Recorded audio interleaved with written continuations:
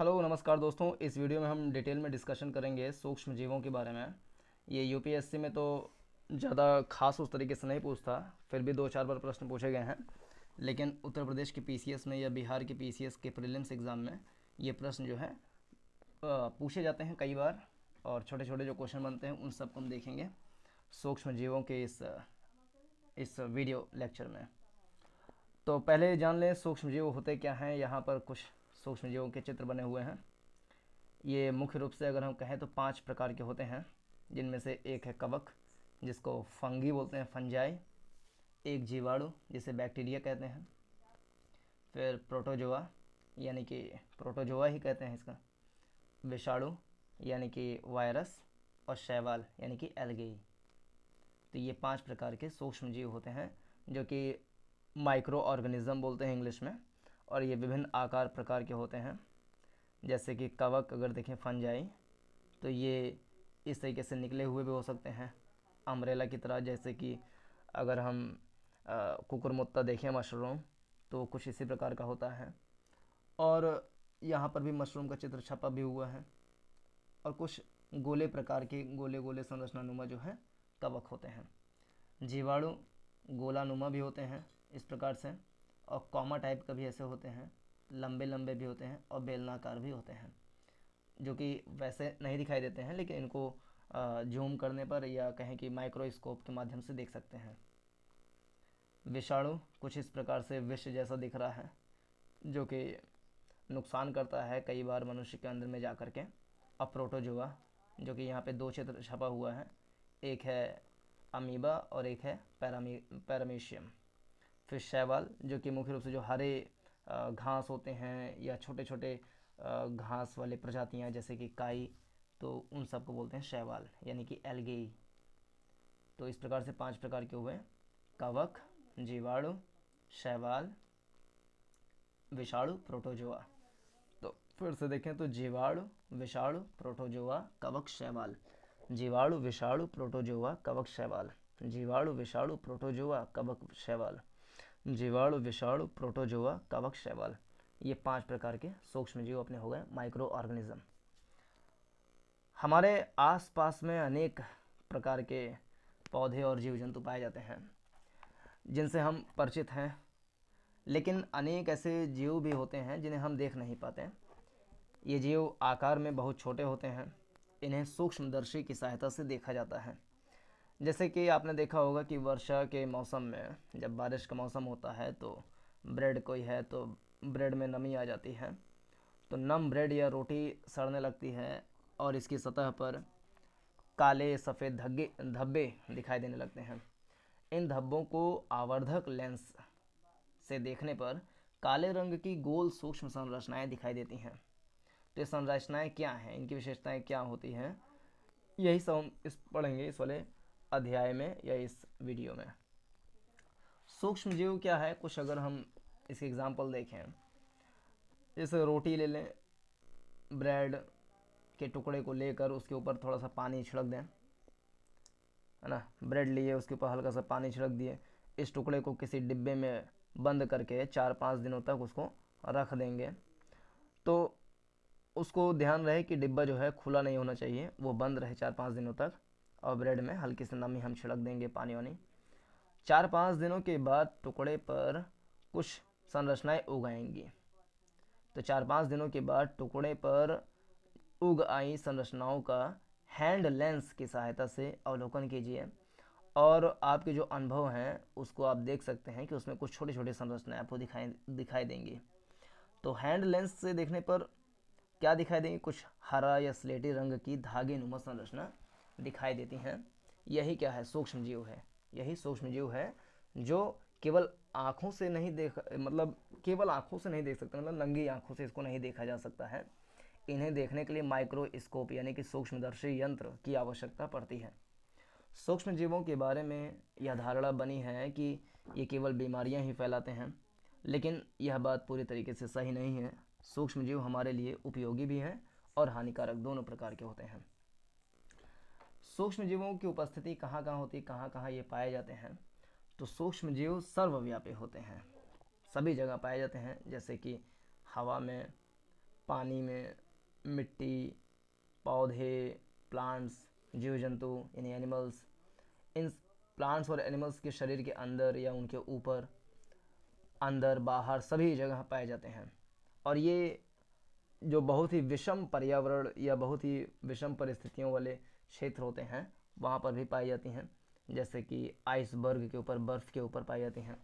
गर्म पानी के झरने होते हैं तो उनके अंदर में भी सूक्ष्मजीव पाए जाते हैं। समुद्र की तली में एकदम नीचे जाकर के गहराई में भी सूक्ष्मजीव मिल सकते हैं।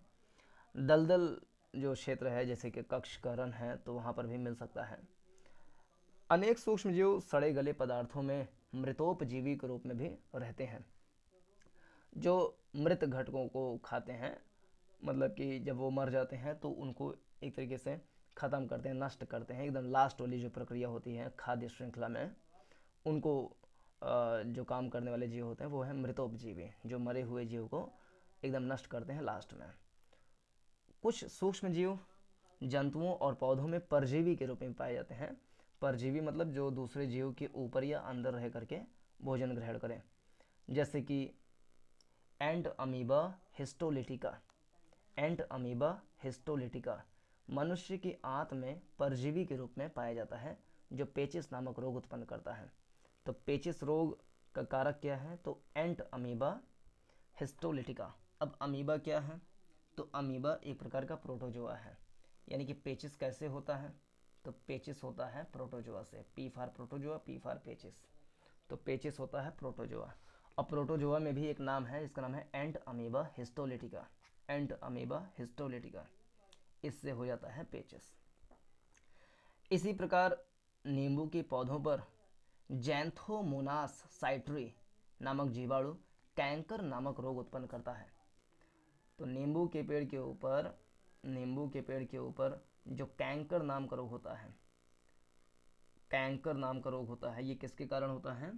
तो जैंथोमोनास साइट्री। जैंथोमोनास साइट्री, नींबू के ऊपर कैंकर नाम का रोग कैसे होता है? तो जैंथोमोनास साइट्री नामक जीवाणु होता है। ये जैंथोमोनास साइट्री नामक जीवाणु से कैंकर होता है नींबू पर। अब सूक्ष्म जीवों का वर्गीकरण देखें तो 5 प्रकार के, जैसे पहले बताए, जिसमें से एक होता है जीवाणु यानी कि बैक्टीरिया, विषाणु यानी कि वायरस, प्रोटोजोआ माने प्रोटोजोआ, कवक मीन्स फंजाई, FUNGI, शैवाल मीन्स एल्गी। तो ये 5 प्रकार के bacteria, virus, protozoa, fungi, algae, यानी कि जीवाणु, विषाणु, प्रोटोजोआ, कवक, शैवाल, ये 5 प्रकार के सूक्ष्म जीव होते हैं। अब एक एक करके देख लें इनकी क्या खासियतें हैं। जीवाणु यानी बैक्टीरिया, जीवाणु यानी बैक्टीरिया, ये एक कोशिक जीव होते हैं। एक कोशिक यानी जिसमें एक कोशिका पाई जाती है। जो बैक्टीरिया होते हैं ये हवा में, पानी में, मिट्टी, जल सभी स्थानों पर पाए जाते हैं, परंतु नमी युक्त स्थानों पर, जहाँ पे नमी होती है वहाँ पर इनकी संख्या अधिक होती है। जीवाणु जो हैं नमी वाले स्थान पे ज़्यादा पाए जाते हैं। आकार में कैसे होते हैं? तो गोलाकार होते हैं, दंडाकार या सर्प की आकृति के होते हैं। चित्र में यदि देखें तो जीवाणु कैसे हैं? गोलाकार भी हैं और दंडाकार भी हैं और सर्पाकार भी हैं। इस तरीके से दंड माने ये, इस तरीके से दंडाकार भी हैं। तो दंडाकार, गोलाकार, सर्पाकार, इस आकार में पाए जाते हैं बैक्टीरिया। जीवाणुओं की कोशिका में केंद्रक नहीं पाए जाते हैं। ये इंपॉर्टेंट है कि बैक्टीरिया जो जीवाणु हैं उनकी केंद्रक में क्या नहीं पाए जाते हैं? जीवाणुओं की कोशिका में केंद्रक नहीं पाए जाते हैं। जीवाणुओं की कोशिका में केंद्रक नहीं पाया जाता है। जीवाणुओं की कोशिका में केंद्रक नहीं पाए जाते। इनकी कोशिका के चारों ओर कोशिका भित्ति बनी होती है। चारों ओर कुछ दीवार टाइप का बना होता है बैक्टीरिया के। कुछ जीवाणुओं की कोशिका अपने चारों ओर एक कठोर आवरण बनाती है, जिसे कैप्सूल कहते हैं। ये कैप्सूल तरीके से बना लेती हैं, चारों ओर उससे लिपटी होती हैं या वो उसको लपेटे हुए होता है। कुछ जीवाणुओं में एक या अनेक धागे जैसी संरचना पाई जाती है, जिसे कशाभिका कहते हैं। कशाभिका के द्वारा जीवाणु गति करता है। अनुकूल परिस्थितियों में जीवाणुओं में बहुत तेज़ी से प्रजनन क्रिया होती है, यानी कि अगर मौसम अनुकूल है तो वो अपनी संख्या बड़ी तेज़ी से बढ़ा लेते हैं। साइनोबैक्टीरिया जो कि एक प्रकार का शैवाल है, नीला हरा शैवाल होता है। तो साइनोबैक्टीरिया को पहले शैवाल के समूह में रखा जाता था, परंतु अब इन्हें जीवाणुओं के साथ मोनेरा समूह में रखा जाता है। यानी साइनोबैक्टीरिया अब हैं क्या, अभी पहले इसको शैवाल कहा जाता था, एल्गी, लेकिन अभी इसको बैक्टीरिया कहा जाता है। साइनोबैक्टीरिया में बैक्टीरिया लगा हुआ है, मतलब कि बैक्टीरिया इसको कहा जाता है, पहले शैवाल कहते थे। साइनोबैक्टीरिया कैसा होता है, तो नीला हरा होता है, इनका रंग नीला हरा होता है और ये प्रकाश संश्लेषण द्वारा अपना भोजन स्वयं बनाते हैं। दूसरे शब्दों में ये स्वपोषी होते हैं। कुल मिला के जो बैक्टीरिया है, बैक्टीरिया में एक है साइनोबैक्टीरिया, ये अपना भोजन खुद ही बनाते हैं, इसलिए इनको स्वपोषी कहते हैं।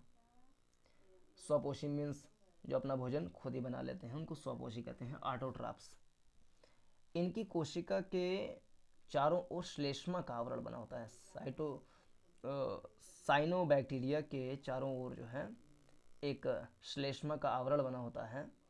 अनेक साइनोबैक्टीरिया में हेटेरोसिस्ट नामक विशेष कोशिकाएं पाई जाती हैं। साइनोबैक्टीरिया नाइट्रोजन का स्थिरीकरण करते हैं और हमारे लिए बहुत उपयोगी होते हैं।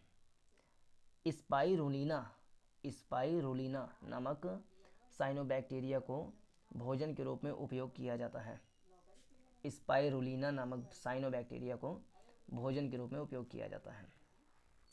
तो ये था जीवाणु। अब विषाणु देख लें, वायरस। दरअसल सभी सूक्ष्म जीवों में विषाणु सबसे सूक्ष्म होता है, यानी सबसे सूक्ष्म जीव कौन सा है, तो विषाणु है। ये किससे बने होते हैं, तो विषाणु न्यूक्लिक एसिड, न्यूक्लिक अम्ल और प्रोटीन से बने होते हैं। प्रोटीन अम्ल किससे बना होता है, तो अमीनो एसिड से बना होता है। वायरस से किसके बने होते हैं, तो न्यूक्लिक अम्ल और प्रोटीन के बने होते हैं वायरस। न्यूक्लिक अम्ल और प्रोटीन से बने होते हैं वायरस। न्यूक्लिक अम्ल और प्रोटीन से वायरस बनता है, ये सबसे सूक्ष्म होता है। ये पूर्ण परजीवी होते हैं, यानी पूरी तरीके से दूसरे के ऊपर निर्भर करते हैं, ये स्वतंत्र रूप में नहीं रहते हैं और स्वतंत्र रूप से अपना विभाजन ये नहीं कर पाते हैं। प्रजनन के लिए इन्हें सदैव किसी जीवित कोशिका के ऊपर निर्भर रहना पड़ता है, यानी कि ये परजीवी होते हैं। विषाणुओं द्वारा पौधों, जंतुओं और मनुष्यों में अनेक प्रकार के घातक रोग उत्पन्न होते हैं, जैसे कि चेचक, पोलियो, हेपेटाइटिस, डेंगू, चिकनगुनिया आदि। तो वायरस के कारण कौन कौन से रोग हैं, चेचक, पोलियो, हेपेटाइटिस, डेंगू, चिकनगुनिया। चेचक, पोलियो, हेपेटाइटिस, डेंगू, चिकनगुनिया। चेचक, पोलियो, हेपेटाइटिस, डेंगू, चिकनगुनिया। चेचक, पोलियो, हेपेटाइटिस, डेंगू, चिकनगुनिया, ये किसके कारण से होते हैं, तो सारे सारे वायरस के कारण होते हैं। चेचक, पोलियो, हेपेटाइटिस, डेंगू, चिकनगुनिया। दो इसमें सी से हो गया, चेचक, चिकनगुनिया, सी से हो गया। अगला डी से हो गया डेंगू। फिर एक पीएच मान, साइंस में जो होता है केमिस्ट्री में पीएच, तो पी से हो गया अपना पोलियो, एस से हेपेटाइटिस, तो डबल सी डी पीएच, चेचक, चिकनगुनिया, डेंगू, पोलियो, हेपेटाइटिस। चेचक, पोलियो, हेपेटाइटिस, डेंगू, चिकनगुनिया, ये सारे रोग होते हैं किससे, तो ये होते हैं विषाणु से। विषाणु की खोज किसने की, तो विषाणु की खोज दामित्री एवोनोवस्की, दामित्री एवोनोवस्की, लिख दें, दामित्री एवेनोवस्की, दामित्री एवेनोवस्की, जो कि रूस के वैज्ञानिक थे। 1892 में इन्होंने विषाणु की खोज की। विषाणु सजीव और निर्जीव के बीच की एक कड़ी होती है। तो सजीव और निर्जीव के बीच में कड़ी क्या होती है, तो विषाणु होती है। तो ये था विषाणु बारे में। फिर से रोग कौन कौन से, double C D P H, double C D P H, यानी चेचक, चिकनगुनिया, डी से डेंगू, पी से पोलियो और एच से हेपेटाइटिस। चिकनगुनिया, चेचक, डेंगू, पोलियो, हेपेटाइटिस, ये सारे वायरस से होता है, जो कि सबसे सूक्ष्म जीव होता है और ये न्यूक्लिक अम्ल और प्रोटीन से मिलकर के बना होता है। इसकी खोज दामित्री एवोनोवस्की ने की थी 1892 में। विषाणु की खोज दामित्री एवोनोवस्की ने की थी। अब प्रोटोजोआ भी सूक्ष्म जीवों का एक समूह है। इस संघ के जीव एक कोशिक होते हैं, एक कोशिका होते हैं इसमें भी। ये जल, मिट्टी तथा जीवों के शरीर में पाए जाते हैं। प्रोटोजोआ संघ के जीव स्वतंत्र रूप में या अन्य जीवों के शरीर में परजीवी के रूप में पाए जाते हैं। यानी प्रोटोजोआ जो है अन्य जीवों के अंदर में भी पाया जाता है, शरीर के अंदर में। इनमें प्रजनन के लिए विशेष संरचनाएं होती हैं, जैसे अमीबा में कूटपाद, पैरामीशियम में सीलिया। तो अमीबा में क्या होता है? कूटपाद, और पैरामीशियम में सीलिया। इस कारण से ये इनमें विशेष संरचनाएं होती हैं जो कि गमन कर सकती हैं किसी के अंदर में। कई बार इस संघ के कुछ जंतु मनुष्य में रोग उत्पन्न करते हैं, जैसे एंट अमीबा हिस्टोलेटिका से पेचिस हो जाता है। एंट अमीबा हिस्टोलेटिका से पेचिस, प्लाज्मोडियम से मलेरिया। तो मलेरिया मादा एनफ्लूएंजा मच्छर के काटने से होता है, लेकिन वो सूक्ष्म जीव कौन सा होता है? तो वो होता है प्रोटोजोआ। तो प्रोटोजोआ से दो रोग मिल गए, एक है पेचिस, एक है मलेरिया, यानी पीएम। प्रोटोजोआ से कौन सा रोग? पेचिस, मलेरिया। प्रोटोजोआ में भी अगर सूक्ष्म जीव का नाम लें तो एंट अमीबा हिस्टोलिटिका से पेचिस, प्लाज्मोडियम से मलेरिया। अब आ गया अपना अगला कवक, यानी कि फंगस। कवक को फफूंद भी कहा जाता है। इन्हें अक्सर हम अपने घरों में रोटी, ब्रेड, अचार तथा चमड़े की वस्तुओं पर उगते हुए देखते हैं। बरसात के दिनों में कूड़े करकट पर उगने वाली छाते नुमा संरचना कुकुरमुत्ता भी एक प्रकार का कवक है। कुकुरमुत्ता यानी कि मशरूम क्या है? तो ये भी एक प्रकार का कवक होता है। कवकों में अनेक लंबी धागे जैसी संरचनाएं होती हैं। कवकों में जैसे ये है तो अनेक ऐसे धागे जैसी लंबी संरचनाएं होती हैं, जिसे कवक तंतु कहते हैं। तो हर एक जो है इसको बोलते हैं तंतु, कवक का तंतु, यानी धागानुमा जो है वही तंतु। कवक तंतु एक कोशिक या बहुकोशिक होते हैं और आपस में मिलकर कवक जाल बनाते हैं, यानी ये सारे मिल करके कवक का जाल बनाते हैं। कवक की कोशिकाओं में एक या अधिक केंद्रक पाए जाते हैं। कवक और केंद्रक किसमें नहीं पाए जाते हैं? तो जीवाणु में जो है केंद्रक नहीं पाए जाते हैं। इसको हमने देखा था कि जीवाणु में केंद्रक नहीं पाए जाते हैं, लेकिन कवक में एक या एक से अधिक केंद्रक पाए जाते हैं। कवक हमारे लिए लाभदायक तथा हानिकारक दोनों होते हैं। जैसे कि मशरूम भोजन के रूप में यूज होता है, और पेनिसिलियम नामक कवक से पेनिसिलिन नामक प्रतिजैविक दवा बनाई जाती है। यानी कि फायदे, पहला, कवक का क्या हुआ? कुछ खाने पीने की सामग्री मिलती है जैसे कि मशरूम, और दवाई कवक से बनती है जैसे कि पेनिसिलियम एक कवक है जिससे पेनिसिलिन नामक प्रतिजैविक दवाई यानी कि एंटीबायोटिक बनाई जाती है। पक्सीनिया नामक कवक गेहूं में रोग उत्पन्न करता है। तो कवक से जो फंजाई है इसके फायदे में दो फायदे, एक मशरूम और दूसरा पेनिसिलिन जो प्रतिजैविक है, पेनिसिलिन प्रतिजैविक। और इसके नुकसान क्या है? तो गेहूं में एक रोग लगता है जिसको बोलते हैं पक्सीनिया, गेहूं में पक्सीनिया। मनुष्य में कवक द्वारा उत्पन्न होने वाले जो रोग हैं उनमें एक दाद है। कई बार सिर में होने वाले दाद से व्यक्ति गंजा भी हो जाता है, यानी गंजापन। तो गंजापन और दाद जो है वो कवक के कारण हो जाता है। और सन 1929 में अलेक्जेंडर फ्लेमिंग जीवाणु रोगों से बचाव के लिए एक संवर्धन पर प्रयोग कर रहे थे। अचानक उन्होंने संवर्धन तश्तरी पर हरे रंग की फफूंद के छोटे जीवाणु या कहें छोटे बीजाणु देखे। उन्होंने पाया कि यह फफूंद जीवाणुओं की वृद्धि को रोकते हैं।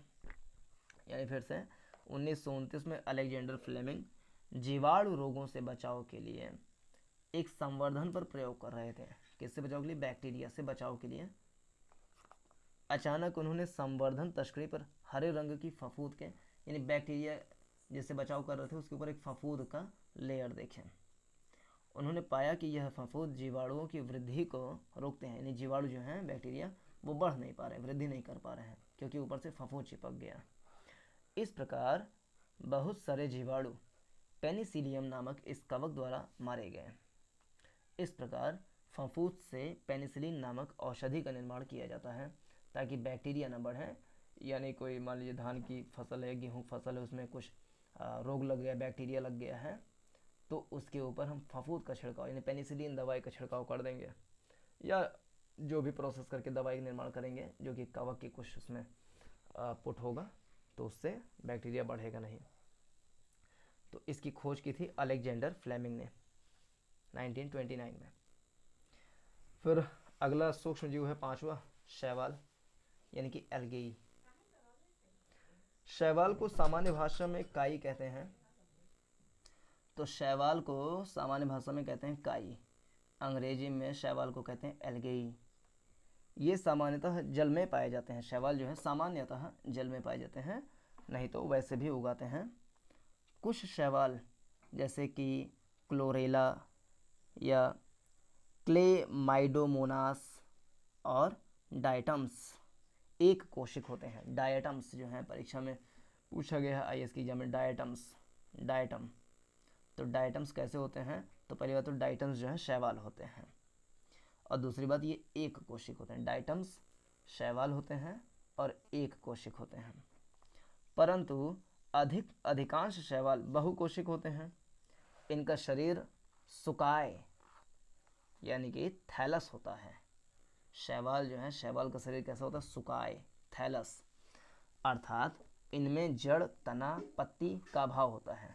सुकाय का क्या मतलब है? सुकाय यानी कि थैलस, सुकाय यानी कि थैलस। इसका मतलब ये है कि इनमें न जड़ है, न तना है, न पत्ती है, कुछ भी नहीं है, लेकिन फिर भी ये सूक्ष्म जीव है और शैवाल की कैटेगरी में रखा जाता है। इनमें केंद्रक पाया जाता है। शैवाल हमारे लिए लाभदायक होते हैं। ये भोजन तथा चारे के रूप में भी उपयोग किए जाते हैं।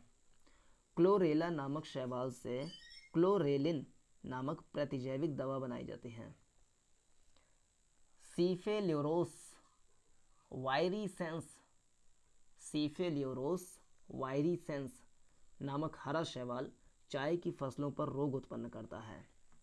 सीफेल्योरोस वायरिसेंस नामक हरा शैवाल चाय की फसलों पर रोग उत्पन्न करता है।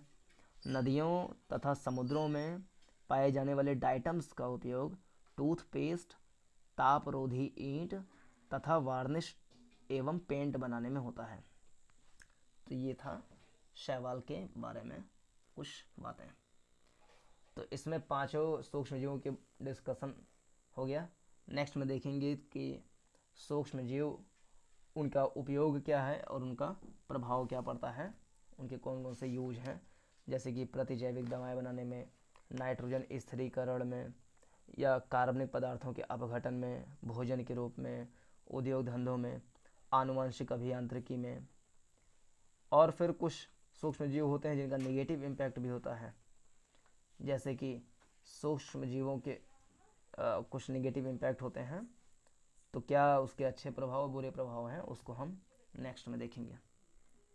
तो इसमें इतना ही। पूरा देखने के लिए धन्यवाद। नमस्कार, जय हिंद।